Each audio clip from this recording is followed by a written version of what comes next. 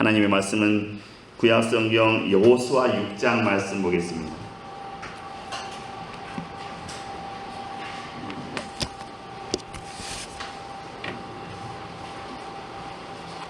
여호수아 6장 1절에서 7절까지만 보겠습니다. 여호수아 6장 1절로 7절까지 구약성경 326쪽입니다. 여호수아 6장 1절로 7절까지 한 절씩 교독합니다. 이스라엘 자손들로 말미암아 여리고는 굳게 닫혔고 출입하는 자가 없더라.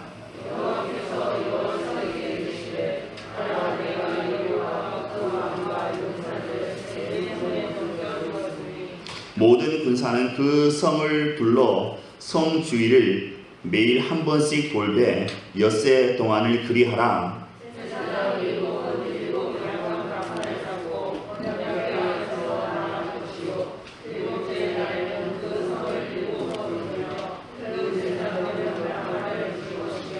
제사장들이 양각 나팔을 길게 불어 그 나팔 소리가 너희에게 들릴 때에는 백성은 다 큰 소리로 외쳐 부를 것이라. 그리하면 그 성벽이 무너져 내리리니 백성은 각기 앞으로 올라갈지니라 하시매,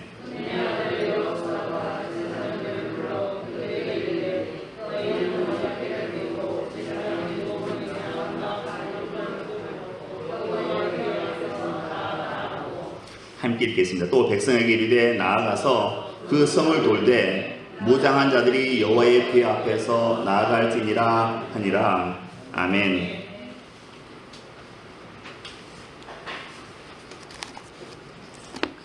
출애굽한 이스라엘 백성들이 40년 광야 생활을 끝내고 이제 마침내 가나안 땅에 입성하게 되었습니다. 가나안에 입성하고자 할 때 가장 먼저 만난 장애물이 여리고 성입니다. 여리고 성은 두 겹으로 되어 있는 아주 튼튼한 성입니다. 바깥 벽, 외벽의 두께가 1.8m입니다. 1.8m면 우리 가운데 키가 180 되시는 분들, 우리 시스미 집사님 같은 분들 그 정도의 벽 두께라고 생각하시면 되겠습니다. 아주 두꺼운 벽입니다. 우리가 보통 단독주택이나 빌라를 지을 때에 외벽의 사이즈가 보통 35cm입니다. 내벽은 20cm이고 보통 외벽은 35cm로 하는데 그것의 한 6배 정도 되는 두께입니다. 엄청 두꺼운 성벽이지요. 그리고 이 여리고성의 높이는 9.2m입니다. 9.2m면 4층 높이지요. 우리나라가 지금 건축법에 아파트를 건설할 때 바닥에서 천장까지 최소 2.2m를 규정하고 있습니다. 그래서 보통 2.3m를 한 층으로 하는데 9.2m니까 4층 정도 되는 높이겠죠. 그리고 벽과 벽 사이에는 4.6m의 공간이 있습니다. 두 겹으로 되어 있는 그런 성입니다. 그리고 성벽의 꼭대기에는 집들이 지어져 있었습니다. 이렇게 생각하면 여리고성은 매우 견고한 성입니다. 하지만 이스라엘 백성들에게는 변변한 무기 하나 없었습니다. 그런데 어떻게 여리고성을 정복할 수 있었는가? 이것은 인간적인 전략이 아니라 오직 하나님의 능력과 또 이스라엘 백성들의 순종으로 이루어진 역사였습니다. 오늘 읽은 본문은 이스라엘 백성의 출애굽 이후에 가나안 땅 정복을 위한 첫 번째 전쟁 이야기입니다. 하나님께서는 홍해 바다와 요단강을 건너게 하셨습니다. 홍해 바다를 건널 때에는 모세가 지팡이를 홍해 바다로 내어 미니까 물이 물러갔습니다. 바다가 갈라졌습니다. 두 번째 요단강을 건널 때에는 제사장들이 언약궤, 법궤를 메고 요단강에 발을 디디니까 물이 끊어져 또 마른 땅이 되었습니다. 이렇게 하나님께서는 때때로 우리 앞에 특별하게 역사하시는 것입니다. 이 요단강은 평상시에는 물이 많지가 않습니다. 그래서 누구나가 다 쉽게 건너갈 수 있는 작은 강이 요단강입니다. 하지만 이스라엘 백성들이 건너려고 했던 그 시기에는 헐몬산에 눈이 녹아내리면서 강물이 가득할 때였습니다. 4월, 5월경에는 이 요단강의 깊이가 3m에서 4m 정도 된다고 합니다. 폭이 30m 정도 됩니다. 보통 사람들이 건너기에는 아주 어려운 강입니다. 그래서 하나님께서 제사장들이 요단강에 발을 내딛자마자 물이 끊어지게 하셔서 마른 땅으로 이스라엘 백성들을 건너게 하셨습니다. 이렇게 해서 이제 이스라엘 백성들이 가나안 땅에 들어가게 됩니다. 가나안 전쟁은 하나님께서 여호수아를 통해 이 산지를 내 손에 붙였으니 올라가 승리하라고 말씀하심으로 시작되었습니다. 우리가 가나안 전쟁을 생각할 때 보통은 하나님께서 약속하신 땅이니까 요단강 건너가서 바로 자리 잡고 집 짓고 포도 짓고 살아실 것이다 생각하는데 그렇지 않습니다. 우리가 여호수아서를 귀 깊게 읽어보면 이스라엘 백성들이 요단강을 건너서 가나안 땅 산과 골짜기를 뺀 평야 지역을 정복하는데 7년이 걸렸습니다. 그냥 된 게 아닙니다. 그래서 7년간의 전쟁을 통해서 이스라엘 백성들이 가나안 땅의 평지를 다 정복하고 그리고 이제 뿌리를 내리고 살게 된 것입니다. 우리 이거 이제 신학자들은 가나안 7년 정복 전쟁이라고 합니다. 이 여리고성은 전투를 하지 않고 매일 한 번씩 엿새 동안을 돌고 7째 날에는 그 성을 7번 돌며 제사장들이 양각 나팔을 불 때에 백성들이 큰 소리로 외쳤더니 성벽이 무너졌다고 그렇게 3절 5절에 기록하고 있습니다. 오늘날의 고고학적 발굴을 통해서 드러난 그 여리고 성의 넓이는 대략 8에이커 정도 된다고 합니다. 좀 쉽게 설명하자면 동서남북 성벽의 둘레를 다 계산하면 13km가 조금 넘는다고 합니다. 사실 하루에 그 많은 사람이 100만이 넘는 사람이 13km를 도는 것은 쉬운 일이 아닙니다. 그 길을 무려 6일 동안 걸었을 때에 이스라엘 백성들의 마음 가운데 불평이 일어났을 수 있습니다. 표현을 안 했을 뿐이겠죠.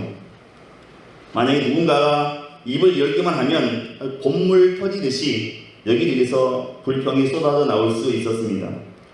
그런데 문제는 마지막 날 7째 날에 7바퀴를 돌아야 하는 것이었습니다. 사람의 걷는 속도가 시속 4km니까 13km를 돌리면 3시간 걸리죠. 거의 오전을 돌아야 되는 겁니다. 근데 마지막 날은 7바퀴니까 거의 온종일 돌아야 되는 겁니다. 아침 새벽에 일찍 일어나서 그 다음날 새벽에 되기까지 하루 종일 그 여리고성을 빙빙 돌아야 되는 겁니다. 고충이 있었던 건 사실이죠. 불평불만해도 어쩔 수 없는 상황이었습니다. 하나님께서 이렇게 하라고 하셨는데 전쟁을 지휘하는 사람들이 봤을 때 이거 얼마나 낯선 전략인지 모릅니다. 얼마나 이게 믿음이 안 가는 전술입니까? 아무것도 하지 말고 빙빙 돌라니 이게 무슨 전술이겠습니까? 하지만 이스라엘 백성들은 순종했고 그리고 결과는 완벽한 승리였습니다. 요단강을 건너온 이스라엘 백성들은 여리고성 북동쪽에 있는 길갈에 진을 쳤습니다. 여리고 왕뿐만 아니라 가나안 여러 부족들이 이스라엘 백성들이 길갈에 진을 쳤다는 소식을 듣고 마음이 높고 정신을 잃을 지경이 되었다고 여호수아 5장 1절에 기록하고 있습니다. 이스라엘 백성들이 바로 턱 밑까지 다가왔기 때문이죠. 여호수아는 이 여리고성 전투를 앞두고 길갈에서 이 백성들에게 할례를 행했습니다. 애굽에서 나온 후에 광야에서 출생한 남자들이 있었거든요. 하지만 할례를 받지 못했습니다. 할례라고 하는 것은 원래 출생하고 나서 8일째 되는 날 받는 게 할례입니다. 하지만 그 광야 생활의 특성상 가다 서다를 반복했기 때문에 아마 미루어 왔던 것 같습니다. 여호수아는 하나님과 함께하는 이 거룩한 전쟁을 시작함에 있어서 먼저 할례를 시행했다 하는 것입니다. 상식적으로 생각하면 전쟁 직전에 할례를 행한다고 하는 것은 어리석어 보일 수 있습니다. 수술 자국이 나으려면 일주일을 기다려야 되는데 남자분들은 다 아시죠? 보통 일주일 기다려야 됩니다. 근데 만약에 그 사이에 적이 기습해 온다면 당할 수밖에 없는 것입니다. 여호수아라고 왜 이걸 생각 못했겠습니까? 생각은 했을 것입니다. 그럼에도 불구하고 이 할례를 받게 한 것은 거룩한 전쟁을 시작하기 전에 이 하나님의 백성들, 거룩한 남자들을 구별하는 게 필요했기 때문이라 생각합니다. 이스라엘 백성들로 인해 간담이 높고 정신을 잃게 된 여리고성은 성문을 굳게 걸어 잠그고 출입하는 사람이 하나도 없었다고 말하고 있습니다. 하나님께서 여호수아에게 지시하신 전술은 제사장들이 하나님의 법궤를 메고 또 나팔을 불며 매일 여리고성을 한 바퀴씩 6일을 돌다가 마지막 7일째에는 7번 돌고 나서 그냥 다 함께 함성을 지르는, 고함을 지르는 것이었습니다. 이 전략이 좀 우스워 보일 수도 있지만 여리고성 사람들에게는 심리적으로 상당한 효과가 있었을 거라 생각합니다. 여리고 사람들에게는 굉장한 압박이 되었을 것이라고 그렇게 생각합니다. 저 많은 사람들이 자기 집 앞을 계속 빙빙 돌거든요. 고고학자들에 의하면 지금 이 당시에 여리고성의 인구가 1,500명 정도 된다고 그렇게 기록하고 있습니다. 많지 않죠. 성만 경과하지 인구는 많지 않습니다. 1,500명 앞에 이 100만 대군이 빙빙 도니 이거 얼마나 정신 사납겠습니까? 얼마나 이거 간당히 녹아내리겠습니까? 신학자들은 이 여리고 성과 같은 싸움을 여호와의 전쟁이다, 또 거룩한 전쟁이다 이렇게 부르고 있습니다. 하나님께서 주도하시고 하나님께서 친히 싸우시는 그런 전쟁이기 때문입니다. 오늘 말씀을 보시면 이스라엘 백성은 이미 싸우기도 전에 승리의 소식을 받았습니다. 2절 말씀입니다. 보라, 내가 여리고와 그 왕과 용사들을 내 손에 붙였으니 이렇게 기록하고 있습니다. 적들을 이미 내 손에 붙였다 이렇게 말씀하시는 것입니다. 바로 이 표현이 여호와의 전쟁의 전형적인 표현이라고 할 수 있습니다. 전쟁의 승패를 좌우하는 것은 바로 하나님이십니다. 하나님께서 이미 적들을 너희 손에 붙였다고 선언했으니까 이스라엘은 이제 이미 승리를 보장받고 싸우러 나가는 것과 같습니다. 그래서 우리가 인생을 살아가면서 인생을 좀 거꾸로 해석할 필요가 있다고 생각합니다. 미래의 승리의 관점에서 오늘을 돌아보는 것입니다. 현재를 바라보는 것입니다. 이미 우리에게는 하나님 안에서 주어진 설계도가 있습니다. 그리고 이 설계도대로 우리 인생은 그렇게 되어갈 것입니다. 승리하게 될 것입니다. 20절에 보시면 이에 백성은 외치고 제사장들은 나팔을 불매 백성이 나팔 소리를 듣는 동시에 크게 소리 질러 외치니 성벽이 무너져 내린지라 백성이 각기 앞으로 나아가 성에 들어가서 그 성을 취하고 이렇게 기록하고 있습니다. 이 전쟁은 말씀을 앞세우는 전쟁이었습니다. 전쟁을 하는데 제사장들이 언약궤를 메고 그리고 성벽을 봅니다. 1절에서 14절에 보시면 이 언약궤라는 말이 단어가 10번 정도 나옵니다. 언약궤는 10계명을 기록한 돌판, 그 돌판이 들어있는 그 나무 상자가 바로 이 언약궤입니다. 법궤라고 합니다. 언약궤를 앞세우고 돈다는 것은 하나님의 말씀을 앞세운다는 그런 뜻입니다. 하나님의 말씀을 앞세우며 돌 때 하나님이 그곳에 임재하시는 것입니다. 여리고성이 아무리 강해도 하나님 말씀 앞에서는 아무것도 아니기 때문이죠. 하나님의 말씀은 강력하기 때문입니다. 신약 성경 고린도후서 10장 4절과 5절에 이렇게 기록하고 있습니다. 우리의 싸우는 무기는 육신에 속한 것이 아니요 오직 어떤 견고한 진도 무너뜨리는 하나님의 능력이라 모든 이론을 무너뜨리며 하나님 아는 것을 대적하여 높아진 것을 다 무너뜨리고 모든 생각을 사로잡아 그리스도에게 복종하게 한다 이렇게 기록하고 있습니다. 에베소서 6장 17절에는 우리의 영적 무기는 성령의 검이다, 하나님의 말씀이다 이렇게 기록하고 있습니다. 히브리서 4장 12절에는 하나님의 말씀은 살아있고 운동력이 있다 이렇게 기록하고 있습니다. 예레미야 23장 29절에는 하나님의 말씀은 바위를 서서 깨뜨리는 불방망이와 같다, 이것이 하나님의 말씀이다 기록하고 있습니다. 세상의 그 어떤 견고한 사상도 또 완악한 신념도 하나님 앞에서는 다 무너져 내린다 하는 것입니다. 말씀 앞에 굴복하게 되어 있습니다. 그래서 우리는 말씀의 능력을 믿어야 하는 것입니다. 전쟁에서 승리하기 위해서는 말씀에 묵묵히 순종해야만 한다 하는 것입니다. 오늘 본문에서 여호수아와 백성들이 어떻게 반응하는가 12절 보시기 바랍니다. 여호수아가 아침에 일찍 일어났습니다. 제사장들이 언약궤를 맸습니다. 다른 제사장 7은 양각 나팔을 잡고 언약궤 앞에 섰다고 기록하고 있습니다.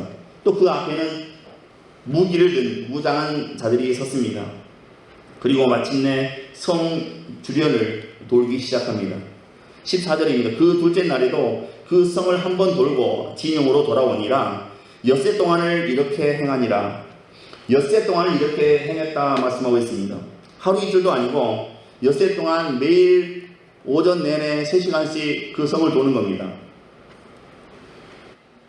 그런데도 여리고성은 조금도 달라지지 않았습니다. 성을 돌다 보니까 뭐 벽에 금이라도 갔으면 좋을 텐데 금 간 것도 없고 아무 변화가 없습니다. 다리는 아프고 피곤합니다. 의심이 들 수 있습니다. 회의감이 들 수도 있습니다. 그러나 놀라운 것은 14절 말씀처럼 군소리하지 않고 이스라엘 백성들이 엿새 동안 이렇게 행했다 말씀하고 있습니다. 하나님의 방법에 묵묵히 순종했고 인내했다 하는 것이죠.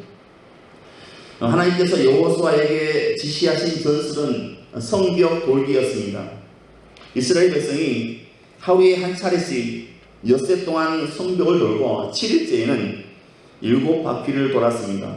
그리고 제사장들은 나팔을 불고 백성들은 고함을 질렀습니다. 이것이 하나님이 말씀하신 전술이었습니다. 이런 전술은 인류가 전쟁을 시작한 이래 성경을 빼고 그 어떤 문헌에서도 찾아볼 수 없는 아주 희귀한 방법이었습니다. 결론부터 말하자면 여리고성은 진동에 의한 공명과 또 지진에 의해서 무너졌다는 것이 여리고성 발굴에 참여했던 전문가와 창조 과학자들의 결론입니다. 공명과 지진입니다. 1940년 11월 7일에 미국 워싱턴주에 있는 타코마 해협에 태풍에도 견딜 수 있도록 그 신공법으로 만들어진 건설된 타코마교가 있었습니다. 타코마 현수교가 있었습니다. 근데 이게 무너졌습니다. 기록에 보면 이 현수교가 건축됐을 때에 사람들은 세상에서 가장 아름다운 다리다, 가장 튼튼한 다리다 이렇게 극찬을 했습니다. 미국 현대 엔지니어링 기술에 자존심이 걸린 그런 공사였고 또 그만큼 유명세를 탔습니다. 이 다리는 시속 190km의 강풍에도 견딜 수 있게 건설되었습니다. 그런데 웬걸요? 완공 3개월 만에 거의 산들바람 같은 수준인 시속 70km 바람에 이 거대한 철제 구조물이 맥없이 무너지고 말았습니다. 이 타코마교가 무너진 원인을 밝혀내기 위해 당시 워싱턴 대학에 박휘하신이라는 교수가 있었는데 이분을 비롯해서 미국에서 내노라 하는 그 공법 전문가들이 다 모였습니다. 그리고 조사했습니다. 그리고 결과가 이겁니다. 이 다리가 무너진 것은 강풍 때문이 아니다. 진동에 의한 공명이었다 이렇게 발표를 했습니다. 강설이나 콘크리트 등 세상에 존재하는 모든 물체는 자기만의 고유한 진동수를 갖고 있습니다. 그런데 이 진동수가 외부에서 가해지는 그 진동수와 일치하게 되면 진동폭이 아주 커지고 마는 것입니다. 걷잡을 수 없이 진폭이 커지고 맙니다. 이것을 우리가 공명이라고 합니다. 이 공명이 계속해서 반복되다 보면 아무리 강한 물체라도 파괴될 수밖에 없다 하는 것입니다. 그래서 여리고성이 무너진 것도 이처럼 그 백성들의 고함 소리와 수십만 명의 그 발자국 소리에 의한 그 진동, 이 진동이 합쳐져서 공명 현상에 의해서 무너졌다 하는 것이 창조 과학자들이 밝혀낸 결론이었습니다. 어려우시죠? 잠시 쉬어가겠습니다. 오래된 유머인데 목사님이 교회 학교 어린아이에게 이 아이가 성경 말씀을 얼마나 잘 알고 있나 보자 해서 아이에게 물었습니다. 아무개야, 여리고성은 누가 무너뜨리니? 그러니까 이 아이가 갑자기 몸을 움츠리면서 목사님 저 아니에요. 저는 안 그랬어요. 저는 아니에요. 이렇게 얘기했습니다. 그러니까 목사님이 기가 차서 지도하시는 교회 선생님에게 찾아가서 얘기했습니다. 아무개한테 이렇게 물었습니다. 여리고성은 누가 무너뜨리냐고 물었습니다. 그랬더니 그 아이가 저는 절대 안 그랬다고 그렇게 얘기하는데 도대체 어떻게 가르치신 겁니까? 얘기했더니 이 선생님이 전세를 가며 이렇게 목사님에게 얘기했다고 합니다. 목사님 그 애는 거짓말할 애가 아니에요. 그 애는 정말 그러지 않았을 거예요. 이렇게 얘기했다고 합니다. 목사님이 하도 기가 차서 장로님에게 찾아가서 장로님 이만저만해서 이렇게 됐다고 자초지종을 얘기했습니다. 그랬더니 장로님이 목사님을 위로한답시고 이렇게 얘기하더랍니다. 목사님, 그 여리고성 누가 무너뜨렸든지 간에 그냥 우리 교회 예산으로 물어줍시다. 그렇게 얘기하더랍니다. 이 교회의 앞날이 굉장히 창창하다고 생각됩니다. 그렇게 하면 될까요? 예산을 물어도 될까요? 어느 수영장에서 몹시 화가 난 듯한 그 생쥐가 풀장에서 수영하고 있는 코끼리를 향해서 째려보면서 인상을 쓰면서 소리 질렀습니다. 야 코끼리! 야 코끼리! 코끼리는 들은 척도 하지 않았습니다. 수영만 계속했습니다. 화가 난 생쥐가 수영장에 떠나갈 정도로 큰 소리를 외쳤습니다. 야 코끼리! 코끼리! 그러니까 코끼리가 쳐다봤습니다. 너 이리 나와봐. 생쥐가 그랬습니다. 코끼리가 기가 찼습니다. 저게 나를 나오라고 하다니 기가 찼습니다. 왜? 그러니까 일단 나와봐. 그래서 코끼리가 풀에서 나왔습니다. 그러다 생쥐가 위아래로 쓱 훑어보더니 됐어 들어가 그러랍니다. 그래서 코끼리가 화가 났지만 알고 싶어서 도대체 왜 나를 나오라고 그러는 거야? 그랬더니 어떤 놈이 내 수영복을 훔쳐갔는데 난 또 네가 혹시나 내 거 입었나 해서 됐어 들어가 봐 그러더랍니다. 이 싸늘한 반응 여름에 딱 맞는 반응.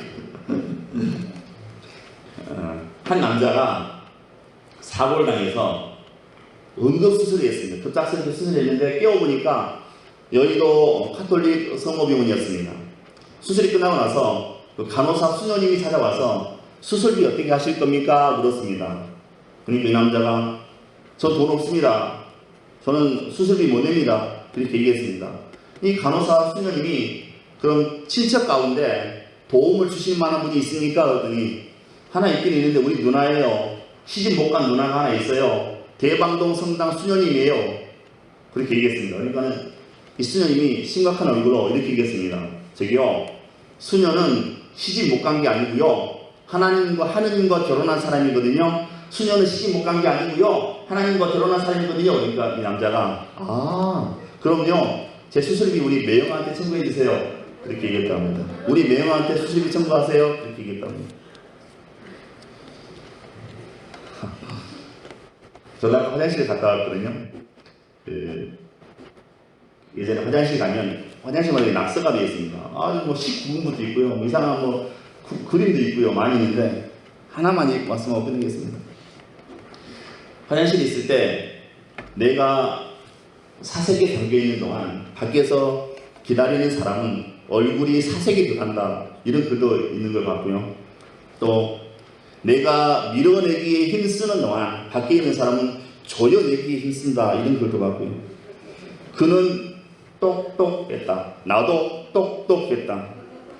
밖에 있는 사람은 나의 똑똑 소리에 어쩔 줄 몰라했다. 그런 글도 있었고요. 그대가 배설의 기쁨에 젖어 있을 때 밖의 사람은 인고의 고통에 시달리고 있다. 이런 글도 있었습니다. 여리고성 전투를 보면서 사람들이 이렇게 질문합니다. 왜 성을 도느냐? 그것도 매일 한 바퀴씩 왜 도느냐? 정확하게 13바퀴를 돌았거든요. 왜 도느냐? 이 질문에 저도 대답할 수 없습니다. 성경을 이에 대해서 아무런 설명을 하고 있지 않습니다. 그저 그렇게 하루에 한 바퀴씩 돌고 7째 날 7바퀴를 돌았다고 이야기하고 있을 뿐입니다. 그런데 여리고성 전투를 보며 재미있는 사실은 언약궤를 메고 나팔을 붑니다. 언약궤를 메고 나팔을 불명합니다. 그리고 개인적인 대화는 일체 하지 못하게 합니다. 어떤 대화도 못하게 합니다. 아무리 식구들끼리 가더라도 대화를 못하게 합니다. 개인적인 대화는 금물입니다. 그 많은 사람들이 말 한마디 하지 못하고 3시간 혹은 마지막 날에는 거의 20시간 가까이 말 한마디 하지 못하고 이 나팔 소리만 듣고 쫓아가는 겁니다. 마치 예배하는 것처럼 그렇게 했습니다. 그리고 마지막 날 마지막 바퀴를 돌고 나서 소리를 지르니까 꿈쩍도 하지 않았던 여리고성이 와르르 무너져 내리고 말았습니다. 이것을 우리가 어떻게 이해해야 되겠습니까? 이스라엘 백성들에게 이 사실이 어떤 도전이 되었겠습니까? 사실 이스라엘 백성들이 실제적으로 한 것은 아무것도 없습니다. 그저 예배하는 것 같은 모습으로 그 성벽을 매일 돌았을 뿐입니다. 그리고 외쳤습니다. 그리고 성이 무너졌습니다. 이것이 하나님께서 설계하셨던, 하나님께서 원하셨던 그런 방법이었습니다. 하나님께서 이스라엘 백성들에게 요구하신 것은 딱 하나입니다. 믿기만 하라입니다. 믿어라. 믿기만 하라. 하나님께서는 이스라엘 백성들에게 여리고성을 돌라고 말씀하셨습니다. 이것은 믿음을 훈련하신 것입니다. 하나님을 믿는다는 것은 다른 것이 아닙니다. 하나님의 말씀을 그대로 믿는 것입니다. 합리적인 사고방식을 하나님께서 우리에게 요구하시는 것이 아닙니다. 말씀하신 것을 믿고 또 하나님의 말씀을 따르라 하는 것입니다. 전쟁하려면 사실 전략이 있어야 되지 않습니까?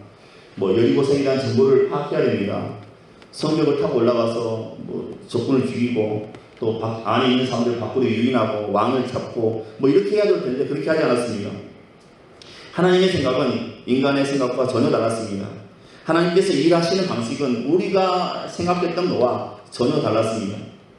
하나님의 의도는 우리의 열심으로 싸우는 게 아닙니다. 우리가 우리의 방법대로 우리의 지혜대로 싸우는, 우리의 열심으로 싸우는 게 아니었습니다. 힘으로 싸우는 게 아닙니다. 우리가 힘을 빼야 이길 수 있는 싸움입니다. 우리의 싸움은 혈과 육의 싸움이 아니기 때문에 그렇습니다. 그래서 혈과 육을 동원하면 질 수밖에 없는 것입니다. 세상 사람들은 혈과 육을 동원합니다. 그리고 세상 사람들은 머리에 빨간 띠를 두르고 확성기를 들고 그렇게 소리 질러야 되는 줄 알고 있습니다. 하나님께서는 여리고성의 그 위용이나 그들의 전투력에는 관심이 없었습니다. 여리고성이 얼마나 큰가 이것에 하나님께서는 관심을 두지 않으셨습니다. 하나님의 관심은 오직 이스라엘에게 있었습니다. 문제는 여리고성이 아니고 이스라엘입니다. 이것은 신앙생활에서 우리가 다루어야 할 중요한 주제라고 생각합니다. 우리의 상대로 인해서 우리는 걱정하지 말아야 됩니다. 상황을 걱정하지 말아야 됩니다. 우리의 대적은 문제가 되지 않습니다. 우리 자신이 문제입니다. 내 발에 내가 넘어지는 것입니다. 문제가 얼마나 큰가, 어떻게 싸워 이길 것인가는 중요하지 않습니다. 대상이나 목표는 중요하지 않습니다. 중요한 것은 하나님과 나와의 관계입니다. 하나님과 나와의 관계만 잘 되어 있으면 나머지는 다 하나님께서 인도해 가시고 역사해 주시는 것입니다. 오늘 본문에 보면 우리에게 찾아오는 거대한 성이 생각보다는 쉽게 무너진다는 걸 알아야 됩니다. 그 큰 여리고성이 우리가 생각했던 것보다는 훨씬 쉽게 무너지더라라는 사실입니다. 우리는 많은 문제 앞에서 끙끙거립니다. 문제에 깔려 실시칼칼처럼 그렇게 살아갑니다. 그러나 사실 문제는 생각보다 작습니다. 한순간에 무너져 내리는 것입니다. 난공불락의 그 여리고성이 한순간에 무너져 내렸습니다. 겉으로 보기에 거창할 뿐 사실 별것이 아니었습니다. 쉽게 무너지지 않을 것처럼 보이지만 한순간에 마치 모래성처럼 무너져 내렸습니다. 사람의 눈에 크게 보일 뿐 자세히 보면 별것 아니었다 하는 것입니다. 하나님께서 우리에게 주신 말씀을 그대로 믿고 순종하는 것이 최고의 전략입니다. 하나님께서 주신 그 말씀대로 믿고 행해야 되는 것입니다. 우리에게 다가오는 여리고성은 큰 문제가 아닙니다. 크지 않습니다. 하나님께서 손 대시면 아주 간단하게 해결되는 것입니다. 그래서 우리는 하나님의 음성에 귀를 기울여야 합니다. 우리의 작전은 그것입니다. 내가